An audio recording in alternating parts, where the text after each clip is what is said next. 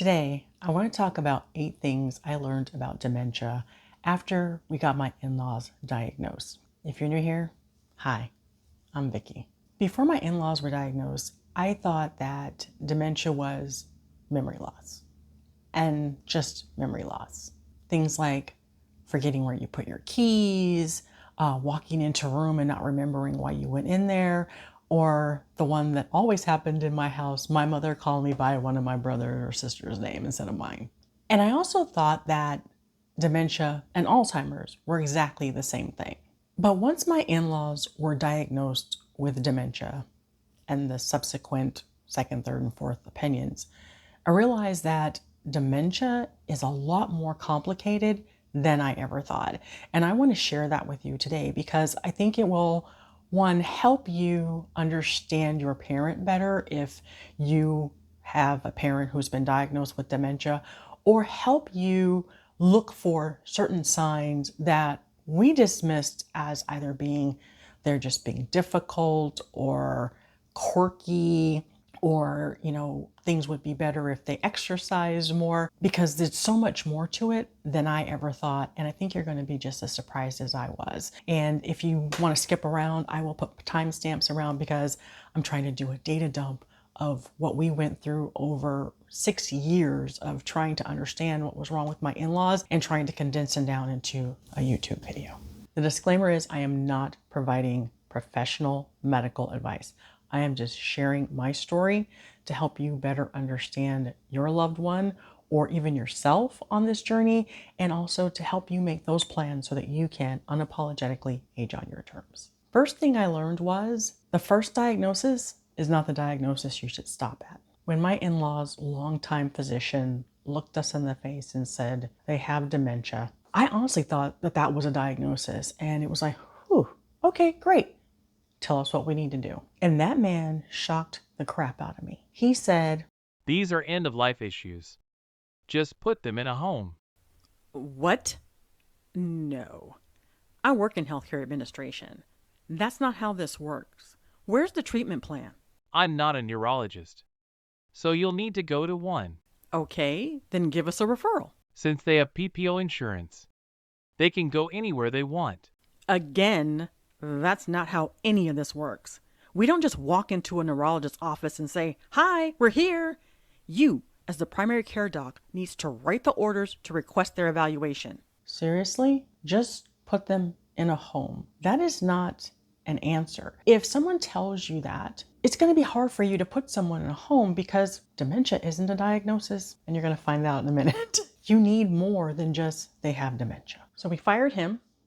And we hired a geriatrician, and he got us the referrals that we needed in order to take my in-laws to neurologists to really understand what was wrong with them. And that's when we started to get real answers, real diagnoses, and real treatment plans. So my advice to you is when someone gives you a diagnosis and it's something that is relatively serious, always get a second opinion if you can afford it, because it may, just like with us, come back that it's not until the third or fourth opinion that you actually have the true diagnosis. So the second thing that I learned is dementia isn't just memory loss. So it can show up in more ways than just memory loss. And for my in-laws, the early signs actually weren't tied to memory. And I'm going to read this, but I'll put it up on the screen for you to take a look at. Feel free, take a screenshot. Again, this is my personal information. This is not professional information. I think I'm going to put a big stamp on it that says not real information. And it's going to show you that there are multiple types of dementia, and it's going to show you that there are other illnesses that resemble dementia, including Alzheimer's disease. And some of their symptoms are impaired memory, which is what we're all looking for in this, but also confusion and changes in behavior. Like if your parent was normally very happy-go-lucky and now they're always agitated, or vice versa. Or they were really brainiacs and smart, and all of a sudden they become really aloof. Mood swings. Oh my gosh, the mood swings. Difficulties with activities of daily living. They can no longer raise themselves on and off the toilet. They can no longer take a shower by themselves because they're a fall risk. They can't cook for themselves anymore because they don't really remember how that all works together. So they don't remember that you got to turn the stove off after you're done cooking, or they don't remember that you have to cook things to a certain way, or that expiration dates should be abided by and you can't eat something that's 3 or 4 years old. So the third thing that I learned was Alzheimer's and dementia are not the same things. Alzheimer's is actually a disease, and dementia is an umbrella term for a group of conditions that impact your ability to perform everyday functions. So that means you can't no longer take care of yourself.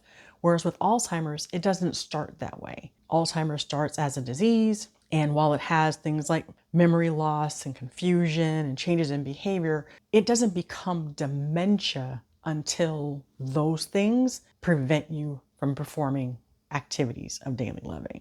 So they really are separate things. And then with dementia, dementia isn't a diagnosis in and of itself, because like I mentioned, it is an umbrella term for several conditions. And so as we speak, I do believe there are actually now up to 400 types of dementia, but the overall broad categories, there's still 7, and I'll put that up on the screen as well. That was in that little graphic that I shared with you, because it's really easy to look at these and go, how the heck would I know which one they have when there's so much overlap in, their symptoms? And that is why it is important that you don't stop at the first diagnosis. Get a couple of diagnoses, because each one may weed out that it was something else. And you may actually end up, what you're going to talk about next, is that it might not even be dementia at all. And the fourth thing that I learned is there are conditions out there that mirror dementia and Alzheimer's that have nothing to do with either of those. And I'm going to put this graphic up on the screen as well, because this is the culmination of several doctors' conversations, several pads of notes and pamphlets to boil it down into a one-pager that helped Michael and I really understand what the heck we were dealing with. And what we're really dealing with is that cognitive decline gets such a bad rap because it's always thought of as cognitive decline is the same as Alzheimer's and dementia, and it is not. Cognitive decline is your body starts to lose its cognitive function little by little. Everything in progression starts to go down. But that doesn't mean that you can't function and perform activities of daily living. It's a normal part of aging, whereas Alzheimer's is a disease, can progress into dementia. Once you have dementia, you can't take care of yourself anymore. But what shocked us were there were other conditions, serious conditions, that mirrored them. And one of them, the first diagnosis that we got after the false dementia one, was it's not dementia. It's normal pressure hydrocephalus. And the only way to treat it is to crack open the skull and insert a shunt to release the pressure on the brain. What a wonderful bedside manner. And I thought only the mob said, crack open the skull. Isn't that risky for a person of this age? That's the only way to treat it. Let us know when you're ready to schedule the procedure. And normal pressure hydrocephalus is when you have spinal fluid that builds up on the brain, so it puts pressure on your brain. So it impacts your ability to think logically. It also impacts your mobility as well, and it impacts your mood. However, that wasn't what was wrong with her either. I agree with the first neurologist, it's not dementia, but it's also not normal pressure hydrocephalus. It's white matter disease. Both of our faces had the look of, what the heck is that? Based on the patient's age and the severity of the symptoms, there are no treatment options.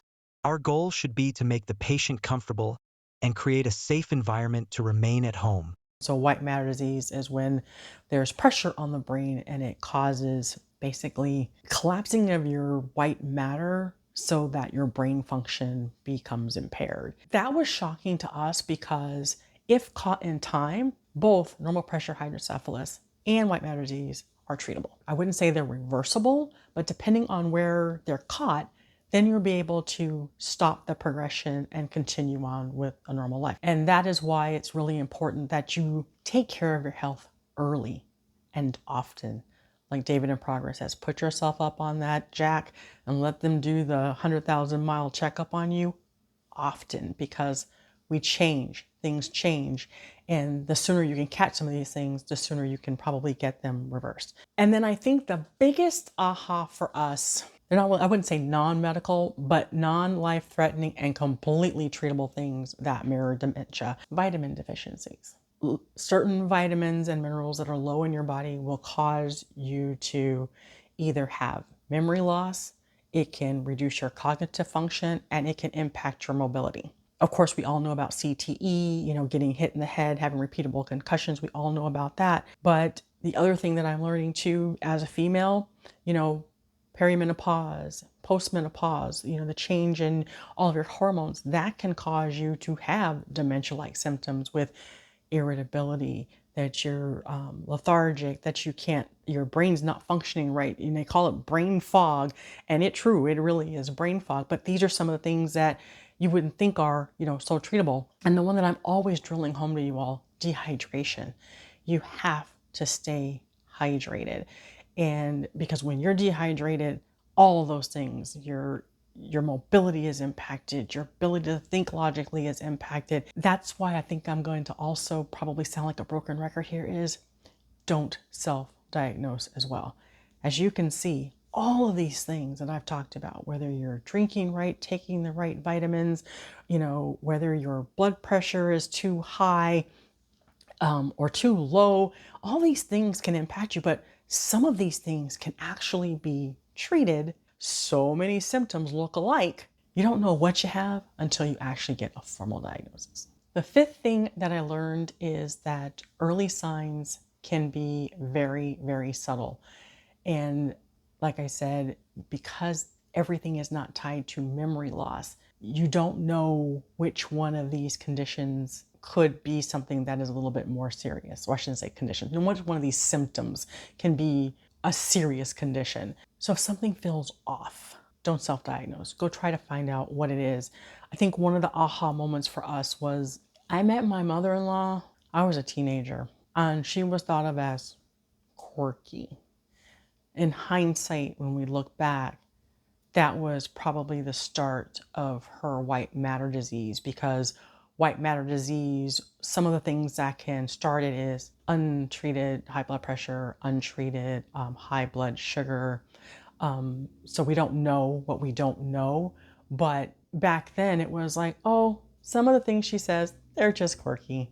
Or, Mom always walks like that. She just walks very, very stiff because she wears these heels, but she wears them with stockings and, it's not good traction. And so it's all these things that you see and people make excuses for. And, looking back, we bought the excuses, but if I knew then what I know now, then she would have been at the doctor like in a heartbeat to try to figure out what was wrong. The sixth thing that I learned is you need a team around you. This is not a one doctor, or it's not even a one person type of thing to deal with. So once we got with a geriatrician, that was like a godsend to us. While he works with older people, and that's his job, unlike the last physician that they had, he didn't try to diagnose them all by himself. There were home health nurse evaluations. There were PT and OT evaluations. There were multiple neurology evaluations. If you're just going to see your one family doctor or your one internal medicine doctor, you're not going to know what's wrong with you. We've got to go see the cardiologists and check on your heart. If you're a guy, even a woman, you want to go see a urologist. You're going to go see the gynecologist. Not just going to pick one doctor and that's the only one that you go to, because they specialize. So make sure you're building that whole body team around you. And then once you have your medical team around you, you're going to need your social and emotional team around you, whether that's family, friends, church groups, senior centers, because you still have to have that social emotional connection as well. If you just sit up and all you're doing is going to doctors, that's depressing as heck.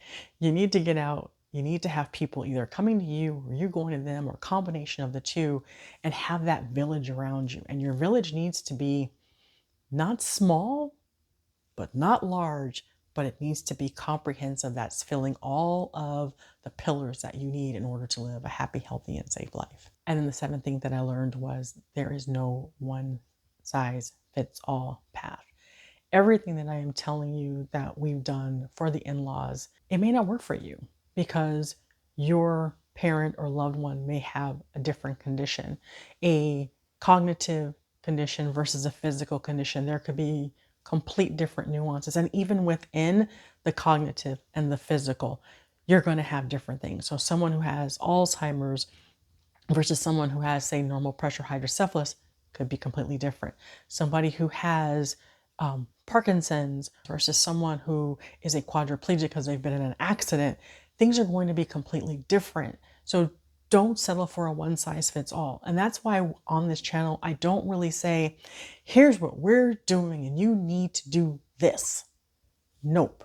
Because I have no idea what you or your loved one have. Our financial situations could be different. Our moral values could be different. Our religions could be different. You've got to build your plan around you and your loved one because it is that so personal. But I share because hopefully it will give you things to think about while you're on this journey. And the eighth thing that I learned is that caring for someone with dementia is a very, very emotional journey. I've shared it before in another video about how dementia grief hits harder, but watching someone that you know change, and sometimes it's like changing hour by hour. You never know which person you're going to get.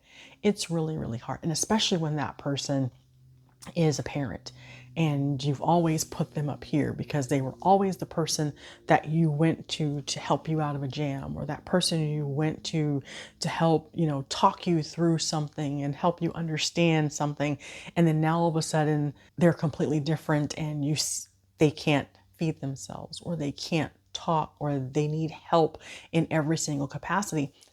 It is very emotional on you. And if you find yourself sad, mad, frustrated, depressed, anywhere in between there, all of your feelings are valid because there is no right or wrong way to feel in this moment. And I know that this video was really geared around everything that I learned, on the road to a dementia diagnosis, but I believe that this can be applied across the board, regardless of what kind of caregiver you are. There are going to be those moments where you don't know whether you want to cry, scream, or run to the bar. And it's fine. And I hope that you'll reach out to people. And I know that there are a lot of caregivers out there who say, I reach out to family, they don't help. I reach out to friends, they don't help. Keep reaching.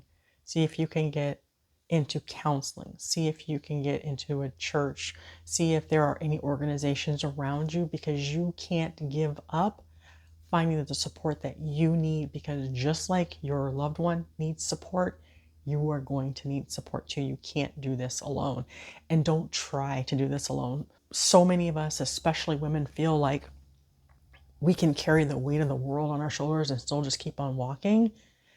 We can't. We're going to break. And when we break, dollars to donuts, there's not going to be too many people to help pick us up. So we got to pick ourselves up now. So those are the 8 things that I learned on the road to getting my in-laws diagnosed with dementia. And I really do hope that they help you not only see your loved one in a different light, but also see yourself in a different light, because you're not walking this path alone. I'm walking it. Several of my YouTube content creator friends are walking it, and we're all over the world. So it's not just a US problem. It is a world problem. And I hope that you can see there is a little bit of hope here, because we have each other and we're here for each other. And because caregiving is so different depending on what type of caregiving you're doing or what your loved one has, I'm going to leave some links to a couple of YouTube channels that specialize in dementia caregiving. And the reason why I'm leaving a couple is, as I said, this is personal.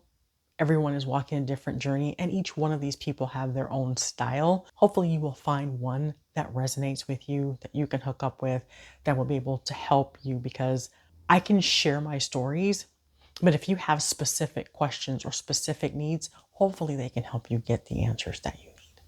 So if this video helped you in any way, please give it a thumbs up and share it with someone else who could use a little bit of encouragement or some examples of things to look for in their loved one. Also, if you haven't subscribed to the channel yet, go ahead and do so now and join the movement to unapologetically age on your terms, because I can also see the silver lining in this dark cloud that is dementia and caregiving. Check out this video here where I share 8 ways that caregiving changed me, and you're going to be surprised. It all changed me for the good. Thank you so much, and I'll see you in the next video.